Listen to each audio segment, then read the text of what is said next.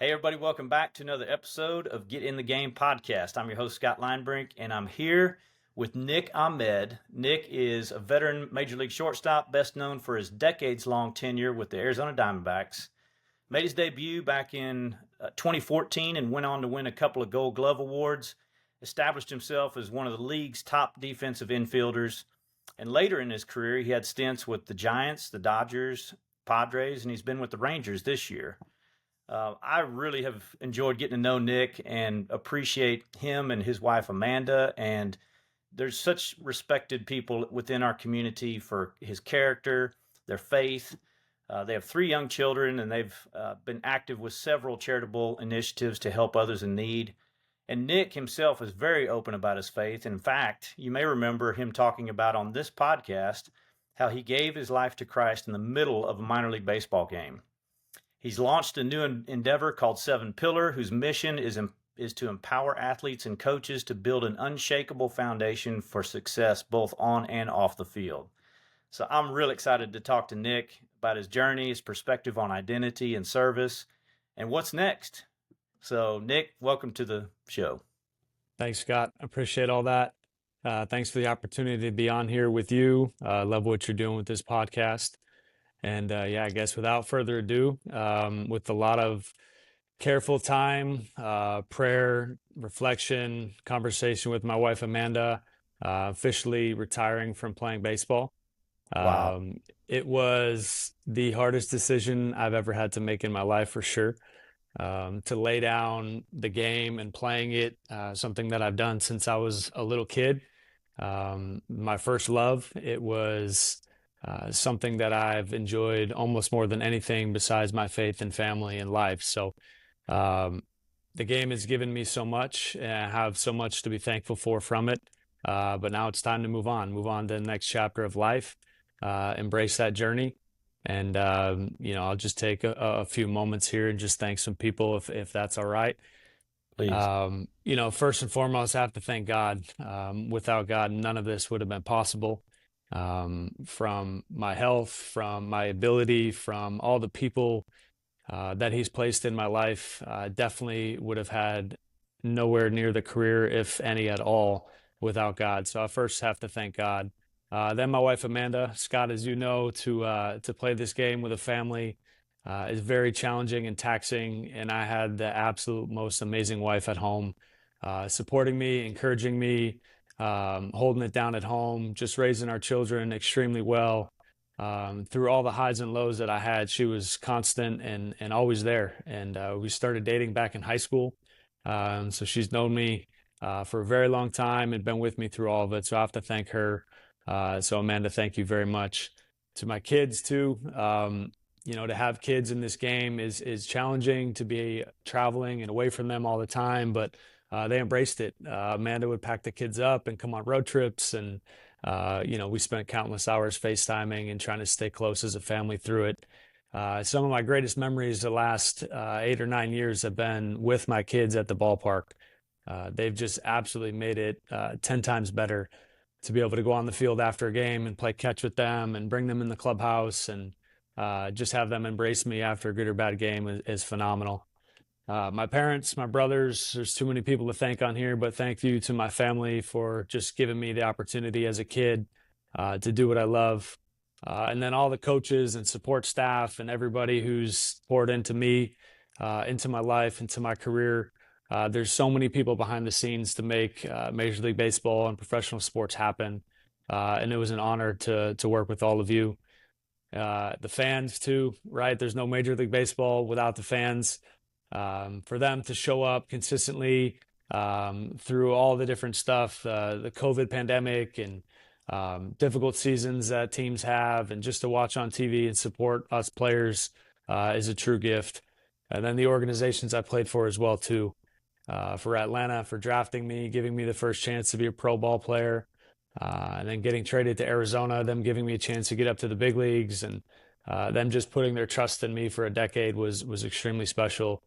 And then, like you said, the other organizations the last couple of years for continuing the dream, be forever grateful for all of them. Wow, Nick, let me be the first to say congratulations. Thank you.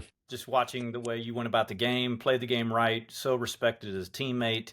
Those are the things that most people take away and think about when they think of you. So, congratulations on such a great career. Thank you. Thanks, Scott. Nick, as a former pro athlete myself, I know I faced that same decision, and even leading up to it years before, sometimes it was a bit daunting and wondering, what does the end look like for me? How will I know when the time is right? How did you know? Well, at first I didn't know. I think like a lot of players, you just are, so competitive and so naive. And I could have kept playing. I had some opportunities to keep going and keep the dream alive. But the way the last couple years have gone, the last 4 or 5 years with injuries, with bouncing around team to team, having to move my family, the stress and strain just became a lot. And I think um, it was time to move on, and God made that very clear after a lot of time in prayer after I got let go by the Rangers this year. So it didn't end exactly how I wanted it to.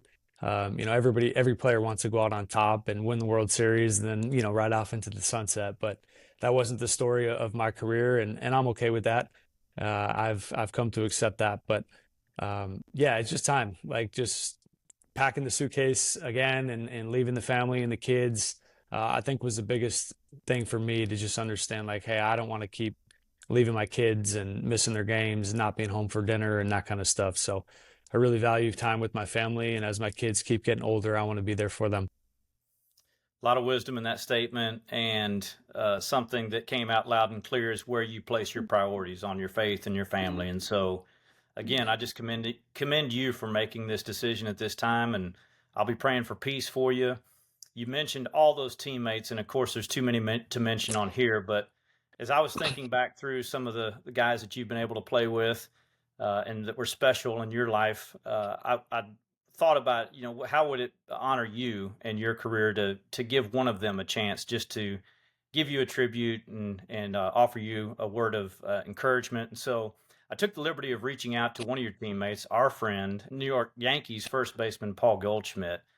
And Paul put together a special personal message for you that I'd like to share with you now. Oh, wow. Hey, Nick, just wanted to send you a quick note. Congratulations on an amazing career. Congrats on your retirement. It was an honor and a privilege to play with you for so many years, and for our families to become so close, for me to consider you a brother and just learn, and so many great memories with you and your family and your kids, and just look forward to the next chapter of your life. And congratulations on an amazing career and so many great accomplishments. All right, take care, man. Bye. Nah, that's great. Thanks for doing that. That's really special. Yeah, Absolutely. Goldie is one of my closest friends in the game for sure. Our wives are our best friends. Our kids love each other. Yeah, that's the part of the game I'll miss the most. And I think you will probably and can relate to that a lot. Is playing the game is fun. It's something I'm gonna miss as well. But just getting to build those relationships with people and share a clubhouse with them, and you know step on the field with them each and every day for 162 games and go through all the highs and lows and the bus rides and the planes and all this stuff that's behind the scenes, where you get to build deep relationships. So I'm forever grateful for people like him and all the people that I've built relationships with that will last a lifetime. Yeah. Well, let's dig right in, Nick, and let's talk about identity beyond the game, because this is a topic that's now rapidly approaching you. But as you step away, it's a huge life change, and many athletes struggle with their identity after they retire. But for you, where do you find your sense of identity now that you won't be wearing a big league uniform? And how does your faith shape the way that you see yourself beyond being a baseball player? Yeah, that's a great question. So for me, I had to dig into that as a player. I had so many difficult times, and going back to the story of me giving my life to Christ during a minor league game on the field, I had an identity crisis where I just had this performance-based identity where everything was wrapped up. My worth, my identity, my purpose, my value was all wrapped up in my performance and who I was as an athlete, and it was extremely detrimental. And I had plenty of good times, right, where I had success and we win championships and things are going well and you feel good about yourself. But all the times in between where there's very mundane moments, and then there's very difficult moments where there's injury and there's, getting traded, and, you're slumping on the field and you're away from your family, um, and maybe you get sent down a level or maybe get cut or released. All these things happen that can just absolutely wreck you if your identity is in your performance and who you are as an athlete. So I'm very thankful that I was able to do that during my playing career, so that when I got to the end and was transitioning out like I am now, nothing's changed, right? It's just laying down the game and laying down playing it.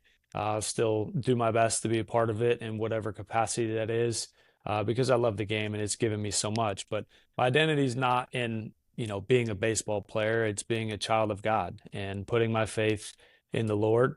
He's giving me that identity and just adopting me into his family, and that sense of belonging and purpose I get to have as a follower of Christ just supersedes anything the game can offer. Well said. So identity obviously is a big thing that's shaped by our faith, but there's so many other aspects of our lives that change and transform whenever we come to know Jesus.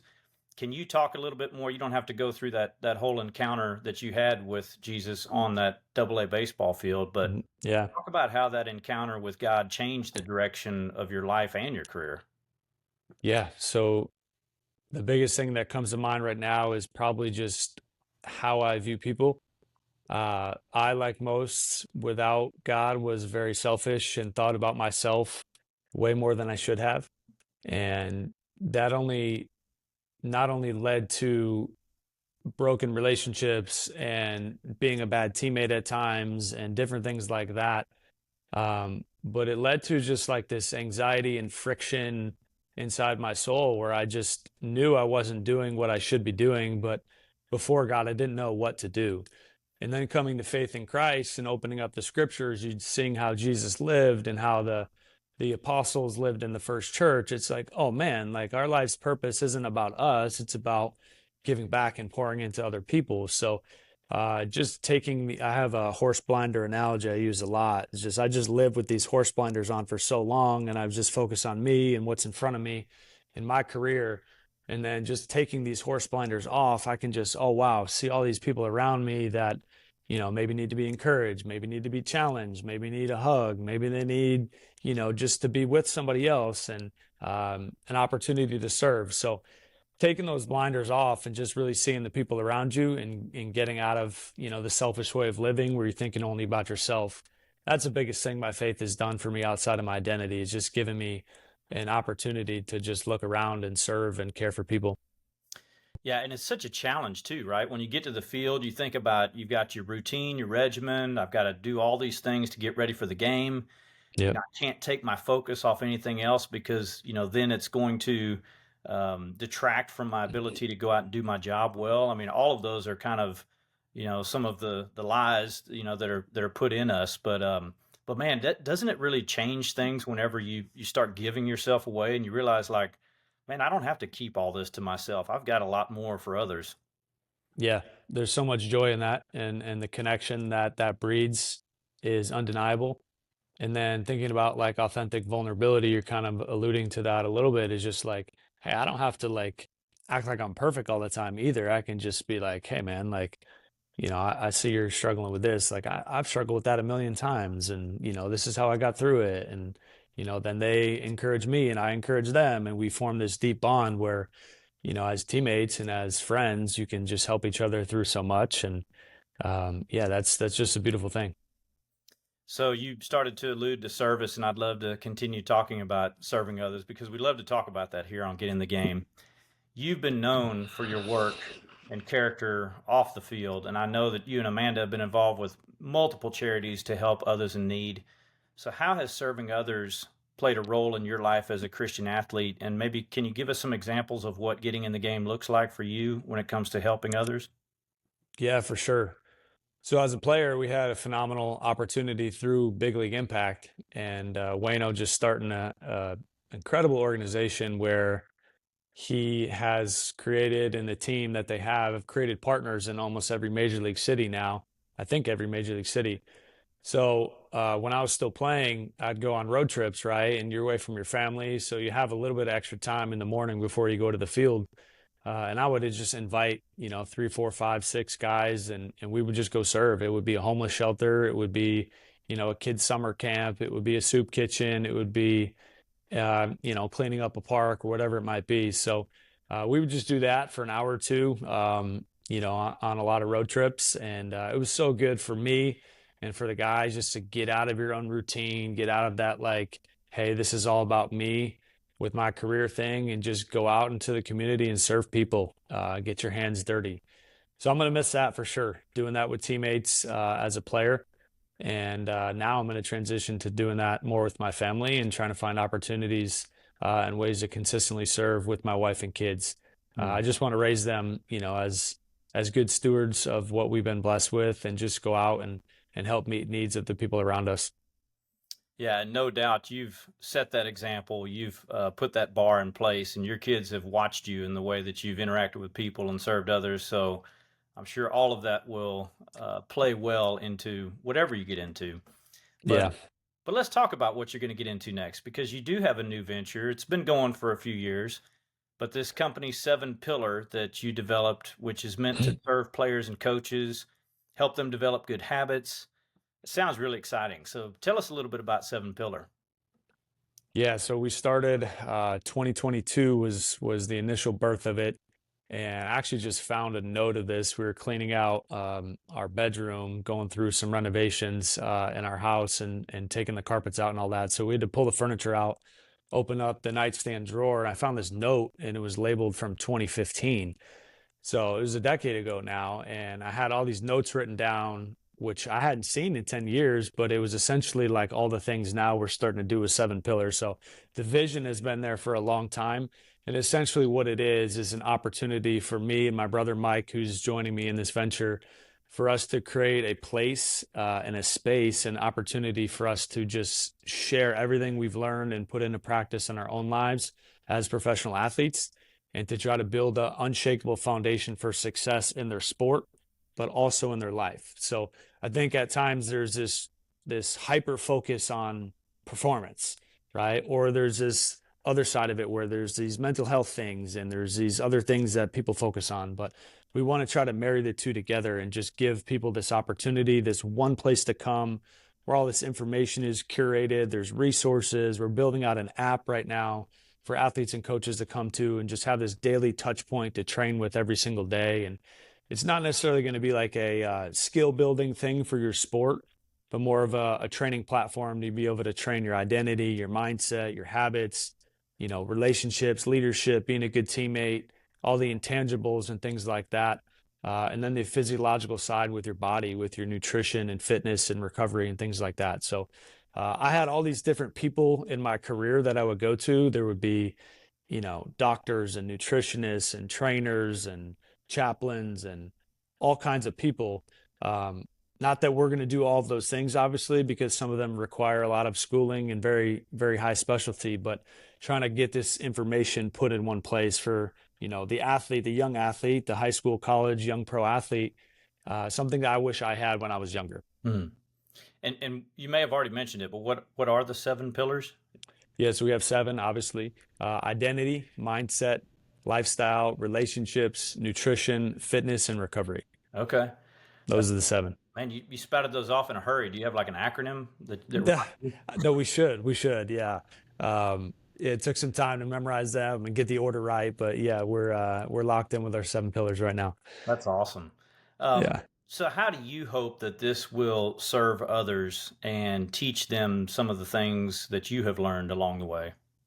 Yeah, I think the biggest one is, if you just look at the most obvious, the way things have changed, the way the world has changed with social media, with AI coming into play, with just the lack of community and connection. We're trying to build a community aspect to this as well. So for the athletes and coaches to be able to do this together with their team, to be able to hold each other accountable, to be able to serve each other, and just create that foundation where it's not all about the performance. The ironic thing too is, we kind of talked about this with identity earlier. When you take your focus off yourself and you understand your identity is outside of the game, and we're very firm believers in putting your identity in God, but if you don't do that specifically, we just want to help you build a foundation that's not in your performance. And when you take that onus and focus off your performance, it actually frees you up to perform better. So it's not like one or the other, it's like both and. So we're trying to create that foundation for athletes and coaches and the community aspect of it to do it together. And, I just wish I had something like this when I was coming up. It would have saved me from a lot of really difficult lessons I had to learn the hard way. And hopefully I can share a lot of those experiences and help athletes and coaches and teams to not go through that themselves. Yeah, well, I'll reiterate what you just said because I'm in that same boat. I remember coming up and having a lot of just issues with performance and, wondering, is this even where I belong? Uh, Yeah, and so just trying to navigate some of that. And of course, I benefited from older players and seeing guys that had done it well and just watching them. But man, this is a way that you can just continue to pour into young guys. And I'm sure even below the professional ranks, this is something that maybe college players and even high school players could use. for sure. Yeah, we're not limiting it to any age group. We're trying to build really high level resources that are going to serve the pro athlete and the high level college athlete. But we're also trying to make it very simple for the high school and even the youth player and the youth coach to understand. So, especially the coach too, they're at the youth level. The coaches are very important, right? Because, we're building a technological platform, right, where we have an app and opportunity to work with us digitally. But young kids most of them aren't going to have a phone or opportunity to download an app. So it's like, okay, then how can we still reach these youth athletes? And then it's like, we got to get to the coach. And the coaches are so special because most of them at that level are dads, and they have full-time jobs and families, and they're stretched so thin, but they're in it for the right reasons, most of them. And we just want to give them the resources to say, hey, for the next 3 month season that you have coming up, we're going to give you a resource every week to be able to come alongside you and teach your kids all the right stuff. Not the fundamentals on the field, the skill stuff, but how to overcome adversity, how to be a great teammate, how to become a good leader, all these skills that are going to transform their ability to be a better athlete, but also serve them well for their entire life. Yeah, those coaches are so influential and they have so many opportunities to impact lives around them. That's a great focus. Can you talk about maybe when the app will be live and how folks can go get that? Yeah, so we were just talking offline earlier about going down and recording a bunch of content for our app. We don't have an exact date, but it's coming very soon. My brother and I have been working very hard on the behind the scenes content for a very long time. I think everyone's going to absolutely love the content that we've got going. So we're hoping for at some point this summer, if it's not the end of this month, the beginning of next month. So end of July, beginning of August is our hope. Well, I look forward to seeing that and wish you the best of blessings on that, Nick. Awesome. Thank you. So let's talk about this next chapter and the eternal impact that you hope it has. Now that you're moving on from playing baseball, how do you hope to make an eternal impact on the people that you interact with going forward? And how do you feel that your experience to this point as a pro athlete has equipped you for this next chapter? Yeah, specifically and vocationally, obviously I'm working on 7 pillar here, which we just talked about, but I have no idea what the rest of my life is going to look like from that standpoint.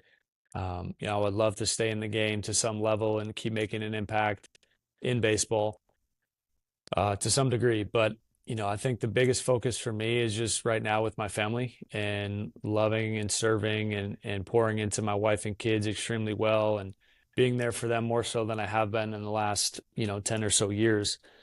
But then it's like whoever I come into contact with, just sharing the love of Christ with them, just letting my cup be filled up by him so that I can overflow out into the lives of others. So yeah, it's just it's an exciting time, and I've no idea all of that and things that are going to come with it, but just being a servant and being a good steward of the people and the relationships and the time and the connections that I've been able to make through the game is something I'm very excited about. Well, no doubt you'll have plenty of opportunities. And I believe I shared with you weeks ago that I'm really excited to watch where this goes, whether it's 7 pillar or whether it's involvement in some of these other organizations you've been involved with. I know God's got something out there for you. And I really consider you as one of the unicorns, like a guy that really wasn't afraid to raise his hand and, teach a study at a PAO conference in front of dozens of people. You've got a wonderful gift of teaching. You've got this wonderful, authentic spirit about you. So be encouraged by that, and I can't wait to see what God does in your life. Yeah, thank you. Yeah, just willing to be open with my hands, I think is a big thing too. And I had this dream for such a long time to play baseball, and I was very fortunate and blessed to be able to do that for a long time. And now there's new dreams and new things popping into my head, and just being willing to surrender them to God and say, "Here, you do what you want with these dreams." And I know a lot of them are coming from you. And I got to do that at the end of my career. And there was so many times playing baseball where I just wanted to hold on tight and say, no, this is my career. Like, I want to control this thing so bad. But control is ultimately an illusion, and we don't have control, right? We have control over some things in life, and we have to be good, faithful stewards of those things. But there's so many things we just have to open our hands and surrender and say, God, you do what you want with this. So that's what I'm trying to do in this next chapter, is just take the dreams and the visions that are in my mind and just give them to God and say, you take them. Man, toughest part of the Christian walk, I think, is what you just said. And it sure doesn't get any easier when you retire from baseball. That's Yeah. a great perspective. Yeah. Yeah. I mean, I can share a personal story of that too. Please. There was a specific time, it's my time with Arizona, where I was in a situation where I just got injured, and coming off that injury, and things weren't going well for me on the field. And I just was like, just felt all this frustration and tension. I wasn't playing as well as I wanted to play. Things weren't going great. And I just spent a few minutes before a game, and I just said, God, like, I don't want to play like this. I don't want to live like this. And I just kind of felt the word surrender get whispered to me in the back of my mind. And I knew that was God, because I didn't want to surrender, So, I started this practice where I'd go out to the field, and during the national anthem, I'd always pray. And I always have, you can't really see my hand down, but I have my left arm and hand down, and I have my fist closed. It was just kind of out of habit, something I did from college days. And that day that I had that prayer whispered in my mind to surrender, I just started to open my hand, right? And I just got my hand over my heart, my left hand's down, and my other hand is open in surrender as I'm praying. It's just like, God, I'm going to do the absolute best and give my best effort 100% of the time on the field today, but I'm going to surrender the results to you. And it just gave me so much freedom to know that I'm going to do everything I can, but God's going to take care of the rest, and just surrendered the rest of my career and all that to God after that. What a great story, and what a great example of how just a small act like that can really reshape and retrain our minds, and a habit, right? To remind us every day of why we're out there. Yep, for sure. Well, Nick, let's talk about family and transitions. Not just transitioning now away from the game, but you've experienced a lot of transition over the last few years, bouncing around from different teams. I mean, you were in Arizona for 10 years, and then suddenly you're with just about every other team in the National. Yeah. But there's a lot of change in a short amount of time. And how did those transitions and uncertainties affect you personally? And on the home front, how did your wife Amanda manage all those moves with 3 small children? And marriage strong? I know that's a lot of questions, but it's a lot. That's a lot. Yeah, I'll try to touch on all of those. So I was very fortunate to play in one place for a long time. 10 seasons with the Diamondbacks was incredible and very special. And we didn't take any of that for granted.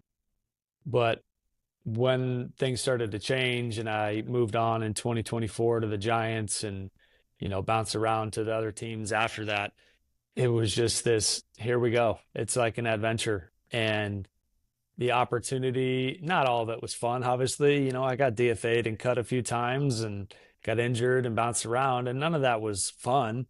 But the perspective and lens that we tried to view it, and a lot of it came from Amanda, was just like, hey, let's just take this adventure as it comes and, have fun with it. So we really enjoyed getting to meet new people and go to new organizations and live in new cities and do all that kind of stuff that we didn't get to do with living in one place. So we just tried to embrace the different things that were coming. And Amanda was just incredible. She never once complained. She never once said, hey, I'm going to just stay home and you're going to go do your thing.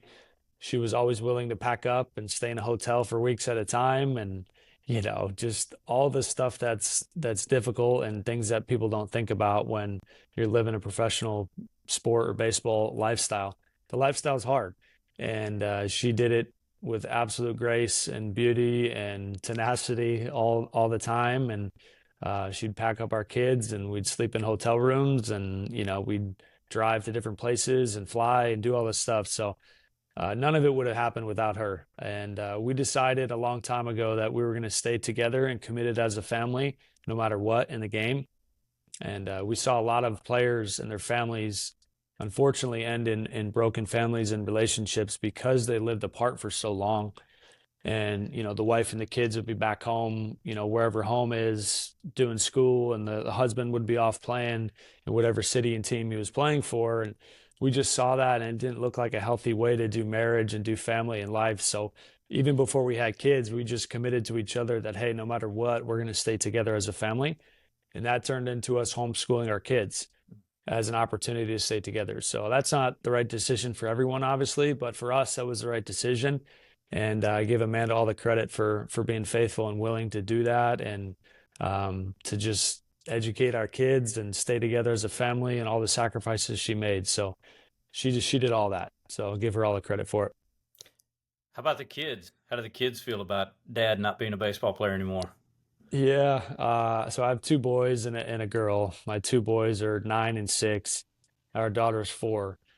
My boys absolutely love baseball, and they love coming to the games. They love, feeling like they're a part of the team and getting the jerseys and getting to know all the guys and rooting for the players. And the last couple of years of my career, they would know every guy in the team. They would know their number. They would know their stats, and they would, come in the clubhouse and dap them up and, play cards with them and all that kind of stuff. So they really miss it, and they miss being a part of it and coming to the field and doing all that kind of stuff. But they're enjoying me being home too, and getting to do things I didn't get to do with them before, like teaching them how to play golf and just spend more time with them. So there's pros and cons with it, and who knows, maybe I'll get back in the game at some point and they'll be able to continue some of those experiences. Yeah. Well, finally, Nick, as we come to the end of our time here, you've navigated these highs and lows while staying grounded in your faith.